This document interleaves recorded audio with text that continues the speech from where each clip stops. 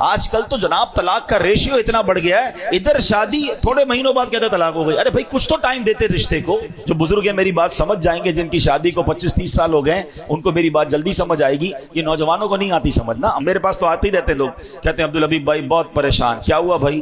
بڑی دعاؤں سے شادی کی، شادی کے بعد گھر میں جھگڑے اتنے، ماں کو بیوی پسند نہیں، بیوی کو ماں پسند نہیں، ماں کو سمجھاؤ تو بیوی ناراض، بیوی کو سمجھاؤ تو ماں ناراض۔ میں تو پریشان ہو گیا شادی کر کے، میں ختم کر رہا ہوں، طلاق دے رہا ہوں۔ تو میں نارملی نوجوانوں کو جو سمجھاتا ہوں آج لائیو سمجھا دیتا ہوں، شاید کسی کا گھر بچ جائے، کہ یاد رکھو شادی کے پہلے 4-5 سال ہمیشہ مشکل ہوتے ہیں، فیصلے میں جلدی مت کرنا۔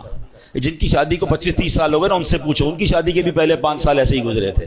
سب کے گھر میں لڑائی جھگڑے چھوٹے موٹے شروع میں ہوتے ہی ہیں۔ اس کی وجہ ہے ایک نیا مہمان گھر میں آیا ہے جناب، وہ سب کو سمجھ نہیں آ رہا ہے، اس کا مزاج الگ ہے، گھر والوں کا مزاج الگ ہے، تھوڑا ٹائم لگتا ہے ایک دوسرے کے مزاج سمجھنے میں۔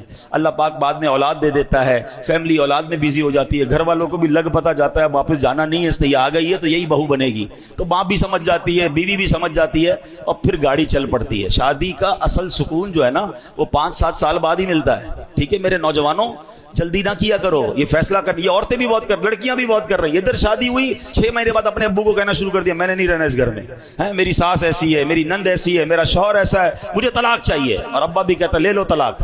اللہ کے بندوں، طلاق کے بعد عورت ہی پھنستی ہے، اس بیچاری کو دوبارہ رشتہ اتنا آسانی سے نہیں ملتا، اس کو بعد میں اپنے گھر میں بھی لوگ اجنبی سمجھتے ہیں۔ پتہ نہیں کیوں نہیں سمجھ رہی ہیں میری بہنیں، 2 بچے لے کر چلی گئی گھر میں کہ میں طلاق لے کر جاؤں گی، میرا ابا مجھے رکھے گا۔ ابو کب تک رکھے گا؟ ابو کا انتقال ہو گیا، پھر تمہیں کیا تمہارے بھائی سنبھالیں گے جن کی اپنی شادیاں ہو گئی ہیں؟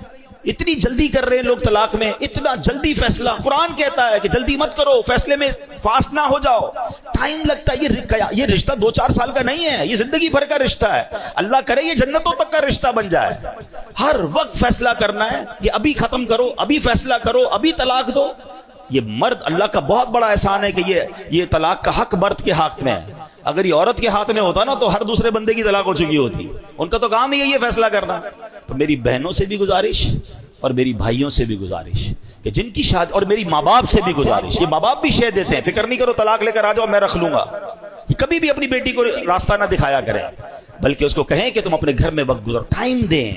کچھ وقت لگتا ہے، اللہ کی رحمت سے انڈرسٹینڈنگ بھی ہو جائے گی اور اگلی زندگی بڑی خوشگوار اور پیار والی گزرے گی۔ اور مجھے آ کر کہا کئی لوگوں نے کہ آپ نے مشورہ دیا، میں تو طلاق کا فیصلہ کر چکا تھا، مگر اب الحمدللہ کچھ عرصے بعد میری فیملی میں سب میں انڈرسٹینڈنگ ہو گئی، میں بہت خوشی والی لائف گزار رہا ہوں۔ یہ قرآن کہتا ہے کہ تمہارے لیے ہو سکتا ہے کوئی اور بھلائی رکھی ہو، تو خدا را یہ فیملی، یہ رشتہ، یہ کوئی ایسا رشتہ نہیں کہ آج بناؤ کل توڑ دو، اس کو چلائیں، اس کو وقت دیں۔ اللہ نے آگے بھلائی رکھی ہوگی، اللہ نے آگے خیر رکھی ہوگی۔